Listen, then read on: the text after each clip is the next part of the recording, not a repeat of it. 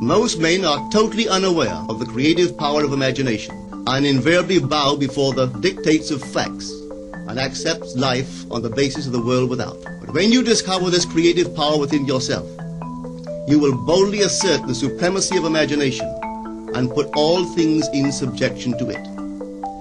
When the man speaks of God in man, he is totally unaware that this power called God in man is man's imagination.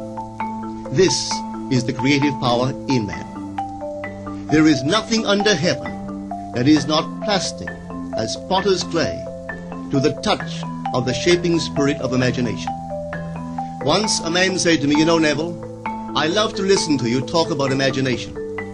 But as I do so, I invariably touch the chair with my fingers and push my feet into the rug just to keep my sense of the reality and the profundity of things."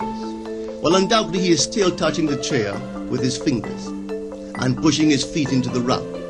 But now let me tell you another one who didn't touch with her fingers and didn't push that foot of hers onto the board of the streetcar. It's the story of a young girl, just turned 17. It was Christmas Eve, and she is sad of heart.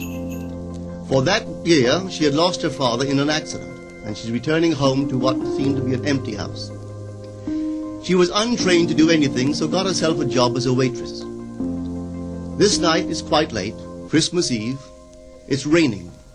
The car is full of laughing boys and girls home for their Christmas vacation. And she couldn't conceal the tears.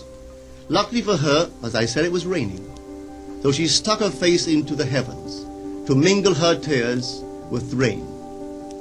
And then, holding the rail of the streetcar, this is what she did.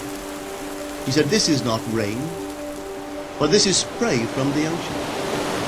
And this is not the salt of tears that I taste, but this is the salt of the sea in the wind. And this is not San Diego.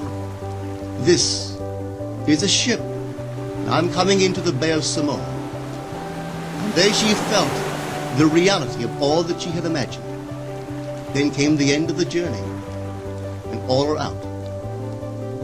10 days later, this girl received a letter from a firm in Chicago saying that her aunt, several years before, when she sailed for Europe, deposited with them $3,000 with instructions that if she did not return to America, this money should be paid to her niece. They had just received information of the aunt's death and were now acting upon her instructions. 1 month later, this girl sailed for Samoa. As she came into the bay, it was late that night, and there was salt of the sea in the wind. It wasn't raining, but there was spray in the air, and she actually felt what she felt 1 month before, only this time she had realized her objective. Now this whole record is technique. I want to show you today how to put your wonderful imagination right into the feeling of your wish fulfilled, and let it remain there and fall asleep in that state.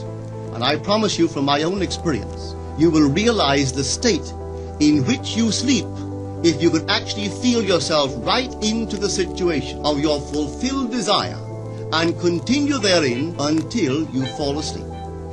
As you feel yourself right into it, remain in it until you give it all the tones of reality, until you give it all the sensory vividness of reality. As you do it, in that state, quietly fall into sleep. And in a way you will never know, you could never consciously devise the means that will be employed, you will find yourself moving across a series of events leading you towards the objective realization of this state. Now here is a practical technique. The first thing you do, you must know exactly what you want in this world. When you know exactly what you want, make as lifelike a representation as possible of what you would see and what you would touch and what you would do, and physically moving in such a state. For example, suppose I wanted a home, but I had no money, but I still know what I want. I, without taking anything into consideration, I would make as lifelike a representation of the home that I would like, with all the things in it that I would want.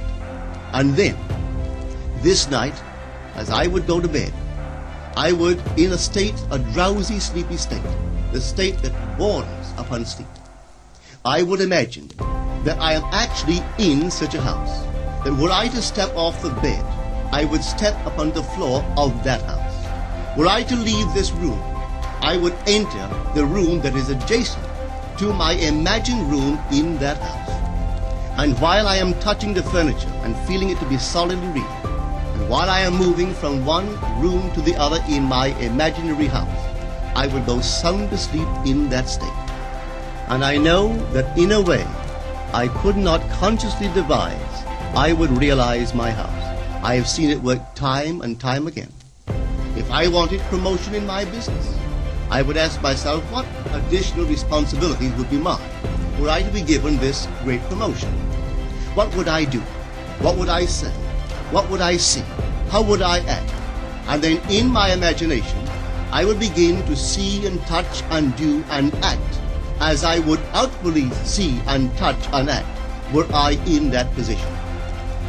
If I now desired the mate of my life, were I now in search of some wonderful girl or some wonderful man, what would I actually find myself doing that would imply that I have found my state?